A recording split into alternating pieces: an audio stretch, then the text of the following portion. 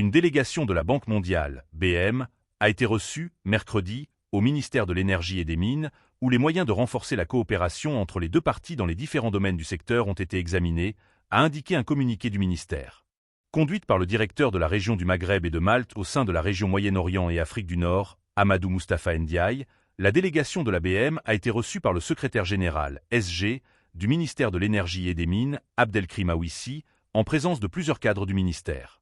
Lors de cette rencontre, les deux parties ont examiné les possibilités de coopération entre l'Algérie et la Banque mondiale, notamment pour ce qui est de l'échange d'expertise et du soutien technique concernant les projets actuels et futurs, dont ceux liés au développement des énergies renouvelables, énergie solaire photovoltaïque et énergie éolienne, au développement de l'hydrogène vert, à l'interconnexion électrique régionale, ainsi qu'aux efforts de l'Algérie pour réduire les émissions et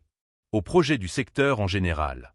À cette occasion, le SG du ministère a présenté un aperçu des principaux axes de la politique énergétique de l'Algérie et des différents programmes de développement du secteur, particulièrement dans les domaines des hydrocarbures et des infrastructures y afférentes, de l'électricité, des énergies renouvelables, du développement de l'hydrogène, ainsi que du programme national de dessalement d'eau de mer et de l'expertise de l'Algérie en matière de partenariat public-privé.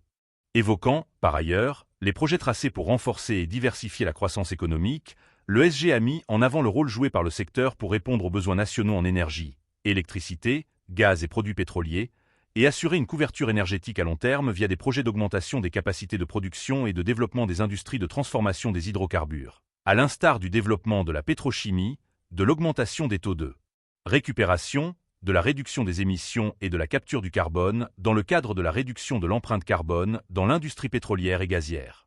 De son côté, M. Ndiaye s'est dit satisfait de cet entretien qui lui a permis de découvrir les perspectives de développement du secteur de l'énergie et des mines en Algérie, notamment en matière de diversification des sources d'énergie et des différents programmes de développement du secteur, à l'instar du taux très élevé de couverture électrique en Algérie qui atteint 99%, ainsi que la couverture en gaz à 70%, saluant tous ces résultats positifs réalisés par le pays dans de nombreux domaines.